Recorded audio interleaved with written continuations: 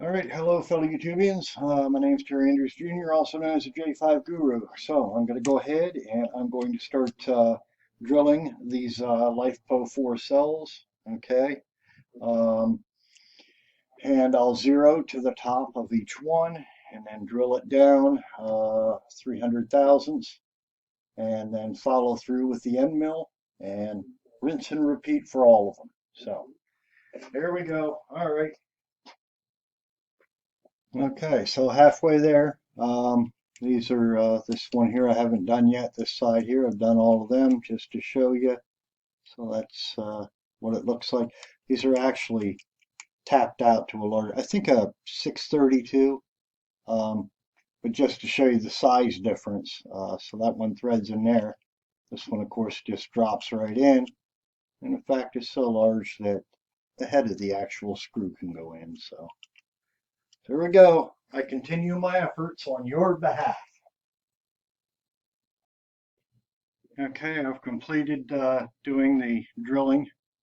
Uh, I'll now move on to the end mill. One thing I do want to note, and hopefully this shows up in the video, is that the negatives of each one are actually the copper ones. You look down in there, you will see that there's copper in the bottom, but the surround is all aluminum. I don't know how they managed to bond it.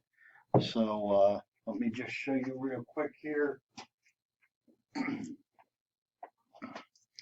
So this is what you get uh, on the negative terminals of these batteries. So you have copper down here and then aluminum up here. And then with the positives, you get an all aluminum structure.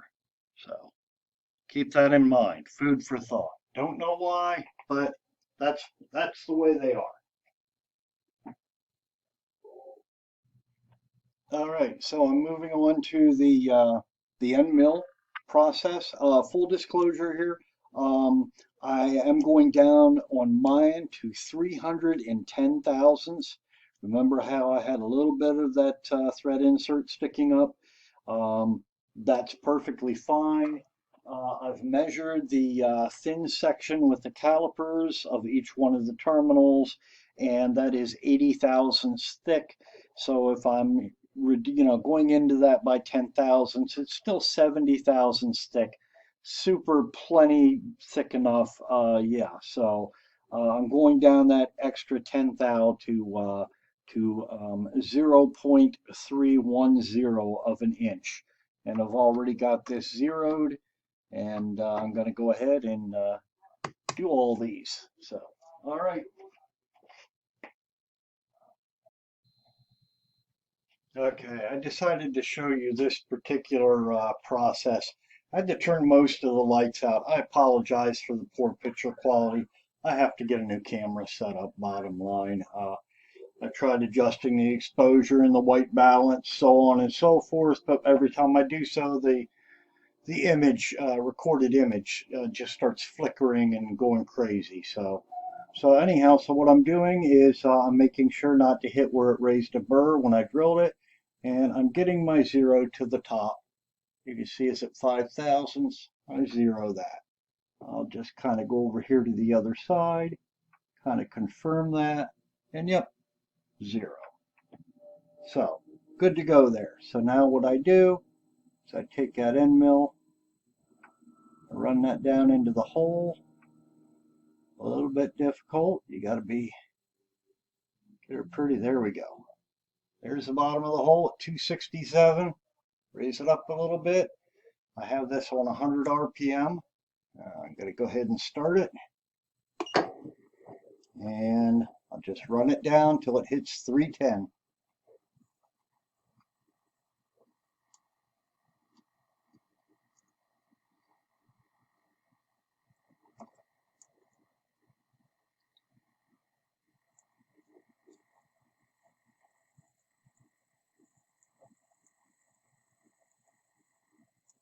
There we go.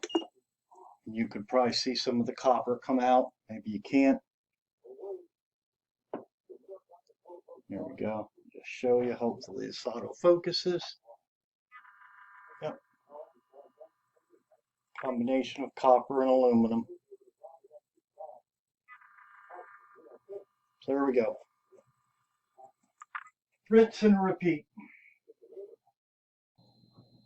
Okay, so now I'm tapping the holes. I had originally tried to do that in the milling machine by just turning the, having the tap in there and turning it, and it wasn't working. There's not enough feel there. So what I did is I modified my hand tapping machine because with the base on there, it wouldn't fit under here. So what I did is I unbolted the base, flipped it around. I got 20 pounds worth of weight there holding it on there so it don't cantilever on me. So this is how I'm doing it now. I have opted to go with some cutting fluid. I usually always do. I was worried about the battery terminals, but yeah, it's producing a much better and easier cutting thread. And my worries about the battery terminals were turned out unfounded. So I already did these two, so I'm going to go ahead and do this one. Now, you have to do this very gingerly. You're putting a lot of torque on this connection. And if you decide to do this, well, whatever happens, happens. So now I got it in there, and I'm running it down in. A little bit of a turn, break the chip, down in some more. Turn, break the chip, rinse and repeat. Do not force it.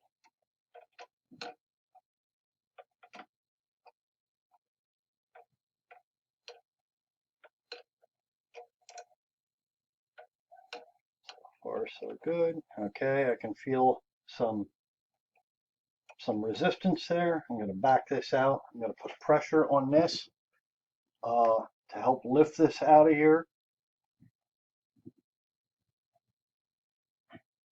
There we go. Good enough. Clean the chips out of here. Set this aside. Go in here, compressed air.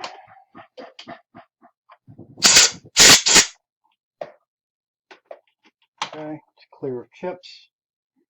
Back in for another pass. I'm not going to hit it again. It still has some residual cutting fluid on there. Again, you want to be careful. Take it easy.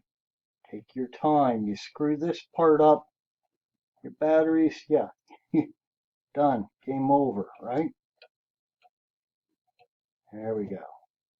Make sure you do not cross thread it for God's sake. Down, hit that resistance. I might get another quarter turn, maybe. Maybe a little bit more. Huh? A little bit, nope, there we go. Let's say I got an extra half turn out of that. Okay, again, come back out. A little bit of upward pressure. Sorry, I'm probably in the way of the camera. You can see there again. Got more chips out of there. All right, so clean those chips out of that. Set that aside. Over here, compressed air.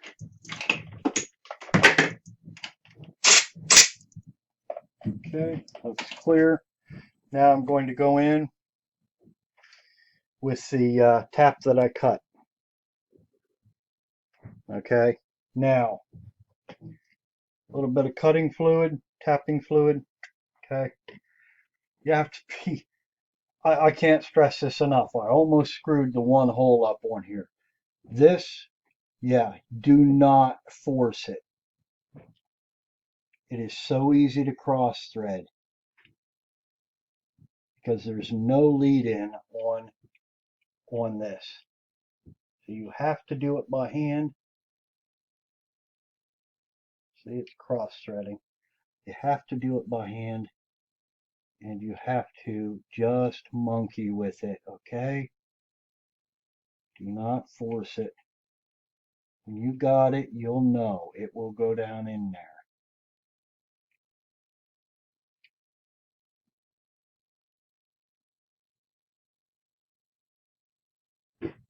I know I'm in the way of the camera.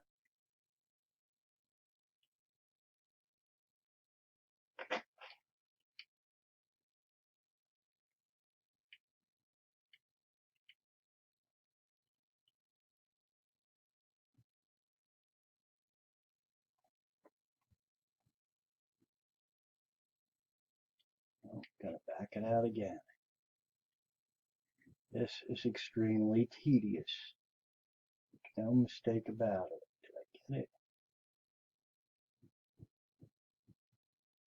No, I don't think so. So what I'm going to do is I'm going to run my original tap down through here again by hand in case I created a burr trying to get that down in there. Just clean that out.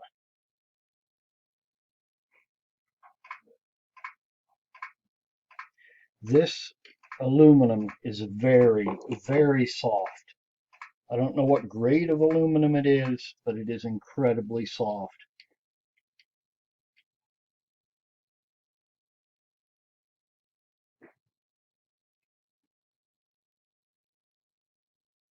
Going.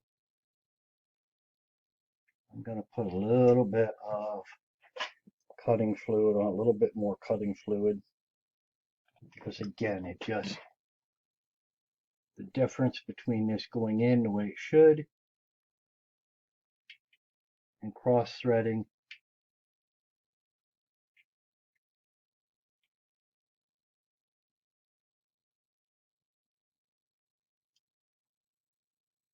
Boy, see, it looks straight, but nope. Let's try again. Oh.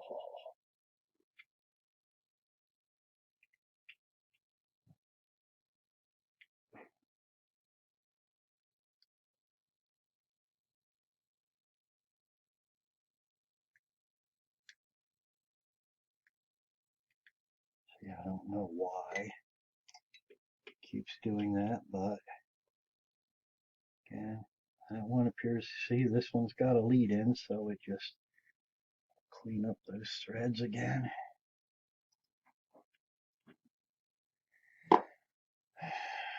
And run this down in.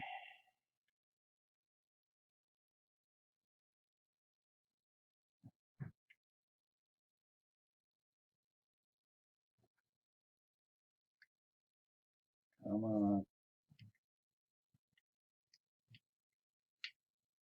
We having fun yet? Do this at your own risk.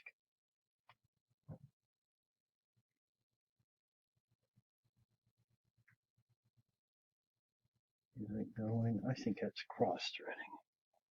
Yeah, it's raising a burr.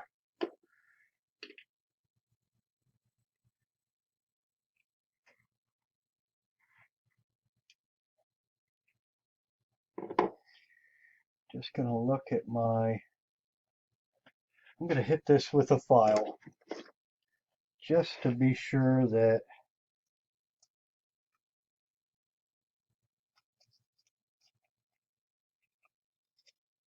there's not a burr on this that's been raised. That edge looks good. That edge,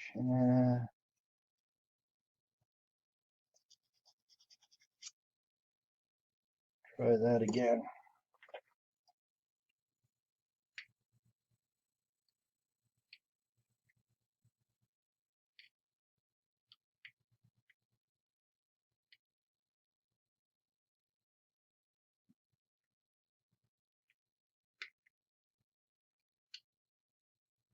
I think I got it. I think. I'm going to try the tap handle here. Just a little bit of resistance. It looks straight. There might be just one part there where it's, yep, there's just one part where it, yep, it's going now. There was one part where it was catching. There we go. Get that last little bit of,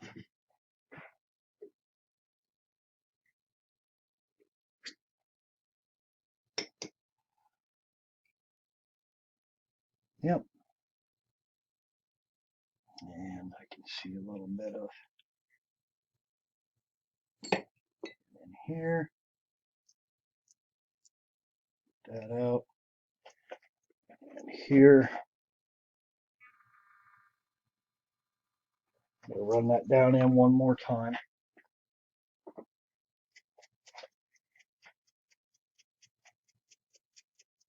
This is not for the faint of heart. Each one of these batteries is $100. Of course, you really do not wish to screw it up.